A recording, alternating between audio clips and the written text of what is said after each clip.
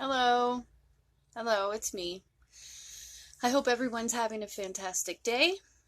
First, I would like to just say that I am extremely humbled and extremely overwhelmed with all of the feedback that I got from my last video.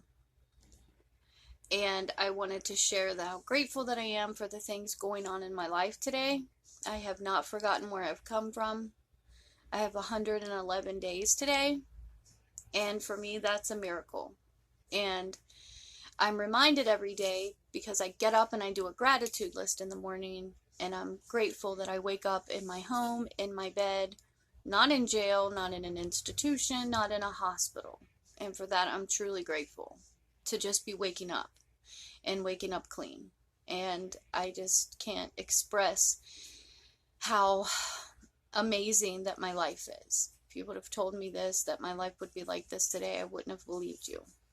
But along with the gratitude list, I read the Just for Today, and then I also read where it comes from, and then I read my daily devotional recovery Bible, and I dated them when I started doing this. Now, the two are not related at all. So when I know that they're relatable or they're on the same topic, I know that there is something in that message that I am meant to hear that day. And they were both on relationships and how the things that happen to us when we're younger, we carry that over, and if we don't recognize those things, then it will affect us in our friendships, our relationships with our family, and our relationships with our partners. And then I had a friend reach out to me, very distraught. Her daughter is in an extremely abusive relationship. And I shared with her what I thought and what I had just read, and she suggested that this is what I make my next video about. Now, let me just say that in no way do I think that I have come so far, or I have all these profound, amazing things to say, that I'm on a pedestal. I just know what I've been through. I know what does not work, and I seem to have been an expert in messing my life up in more ways than one. And so if by sharing what I've been through and sharing these things will help you understand that your life doesn't have to be like this, whether you're dealing with depression as I have, eating disorders, I dealt with attempted suicide and being in terrible relationships. And, first I have to say that the most abusive relationship that I've ever been in is the one that I used to be in with myself. Because a friend shared with me a long time ago that I really didn't grasp until probably a short time ago, that self-esteem comes from doing esteemable acts. No matter how many people tell you that you're pretty, if you're acting ugly and you feel ugly on the inside, then you're not going to have self-esteem. Your self-esteem comes from inside, from how you treat yourself and how you act, how you behave.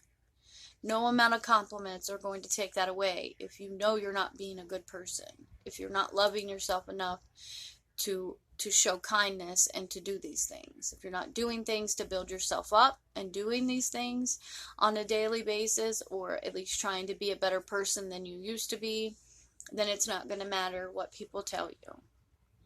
The same sense is when I was dealing with body images and just hating myself. No amount of people that told me that I was pretty or I was smart or any of that, one, I didn't believe them, and two,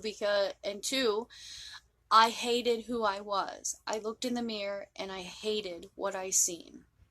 So that's what I told myself that I deserved. And when we feel a certain way on the inside, we allow people to treat us on the inside. On the outside, we allow people to treat us on the outside how we feel on the inside. If I believe that I don't deserve respect, that I don't deserve love, that I don't deserve these things, and I will allow the people around me to not give me those things. The example used in the Recovery Devotional Bible was an example of the fear of abandonment, from if you have a parent that leaves you when you're younger, you carry that over with you. Now, the good thing is, we get to choose what we do with this baggage now. Do we carry it around? Do we keep bringing it into new relationships? Do we keep holding on to it because sometimes the pain is familiar, and the depression and those feelings are familiar to us. And change is scary.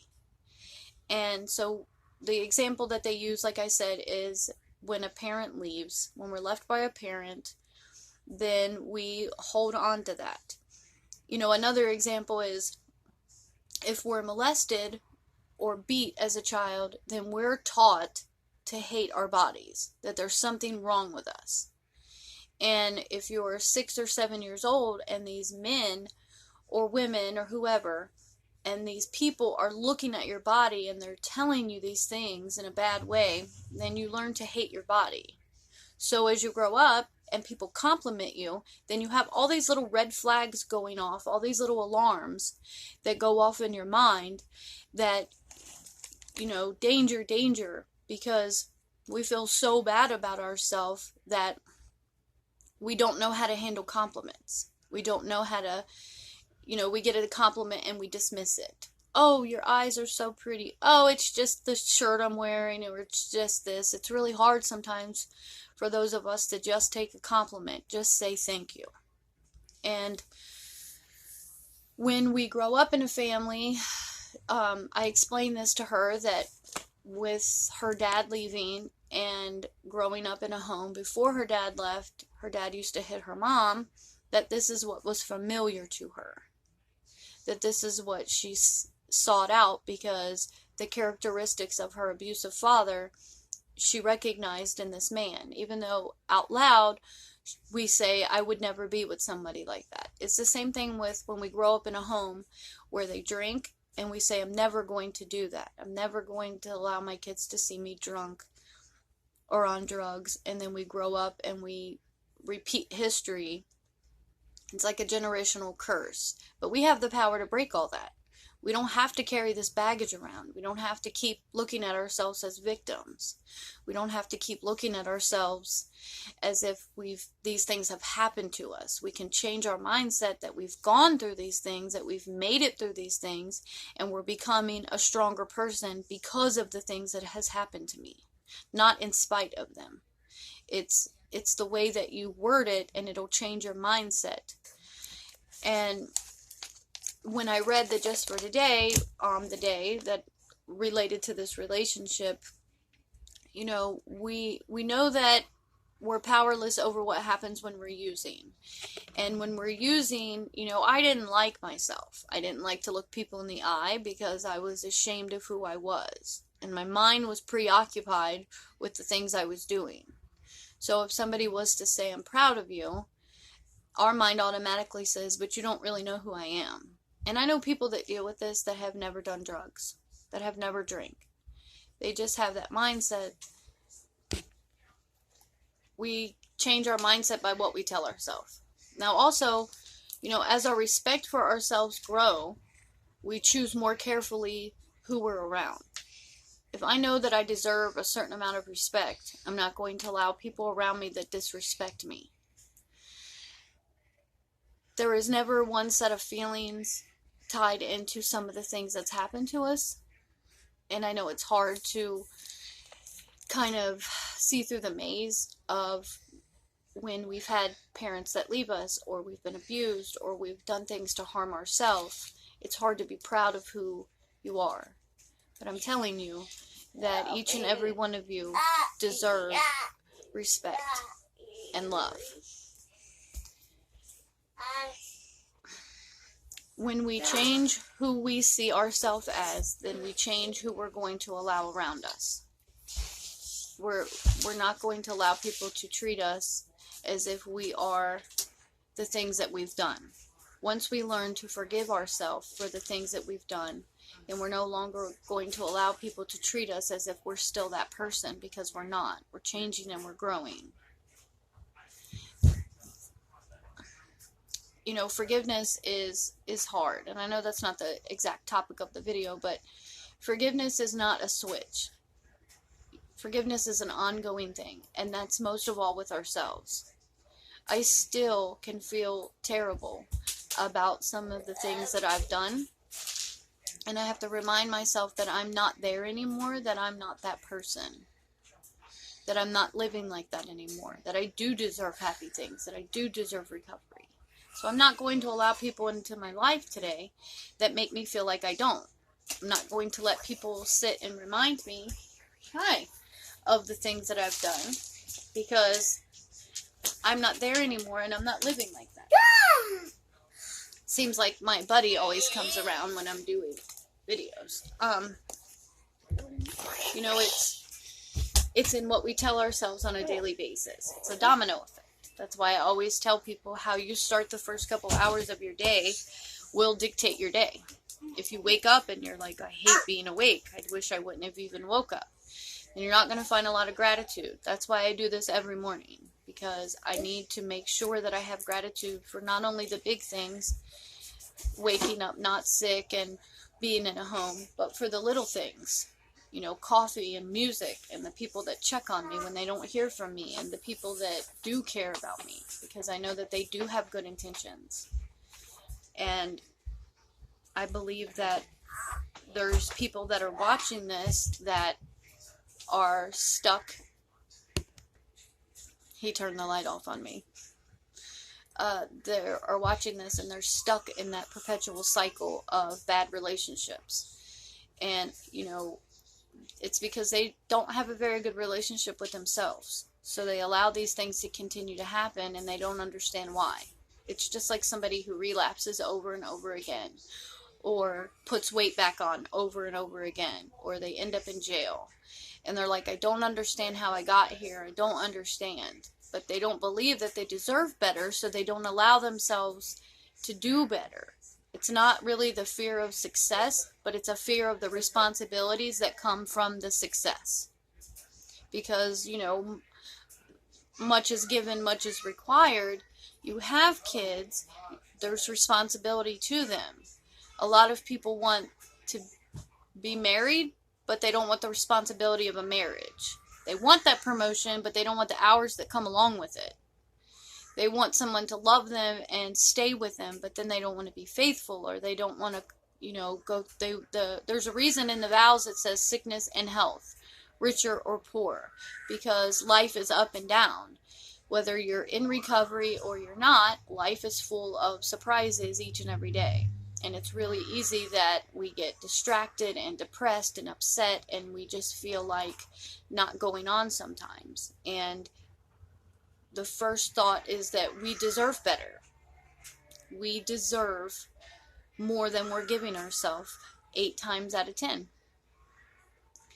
I don't know if I shared this before, but in 2014, there were 1.24 billion self-help books sold. I love them. I read them.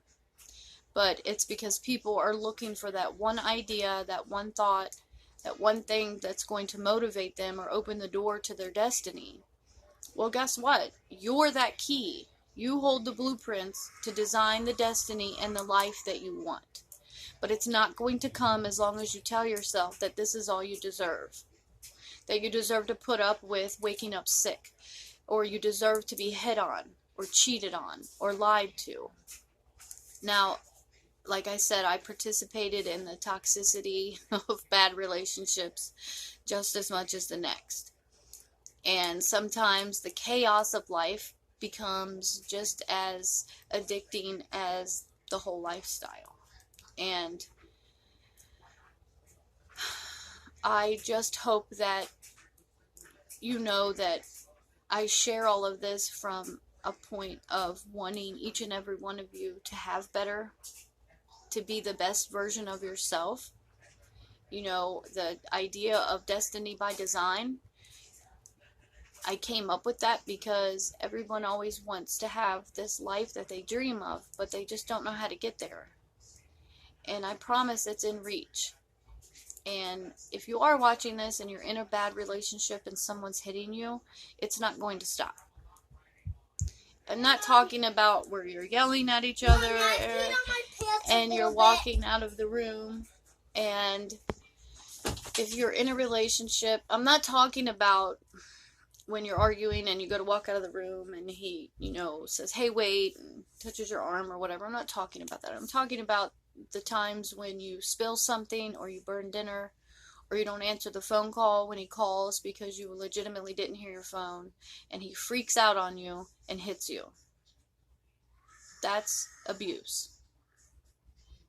It's not okay to be so worried about their reaction that you're scared that the baby's going to cry, or you're scared to be late because he's going to freak out. And the relationship I'm in now, it's not been perfect. When I got out of treatment, there was so much brokenness on both sides, but we want to be together. But I've not had any of that. He has never hit me like that. He's never put me in a situation to where I was so worried about being late because of his reaction. And I can tell you that I have been in relationships like that, and it doesn't get better, it only gets worse. And they're always nicer right after they hit you. I have someone very personal to me that was in an abusive relationship her entire life. And she changed her whole everything to make him happy, and it still never did. And he was controlling and abusive, and it never stopped, and it's not going to stop. There is places you can contact Women Helping Women, or you can reach out to me and I will give you names and numbers, and you don't have to go through this anymore. If you're waking up and you're waiting on him to come home from work and you're just not sure what kind of mood he's going to be in, and you hold your breath the moment he walks in the door because you're wanting to see what tone of voice he has, because that's going to decide if he's going to be mad and break things. And if you're staying because of the kids, I can promise you that they would rather be from a broken home than in one, because kids always know long before we think they do. I don't know exactly who else I'm speaking to, or if anyone is even going to watch this, but I do know that if your daughter sees you get hit and you stay, she's going to seek that out.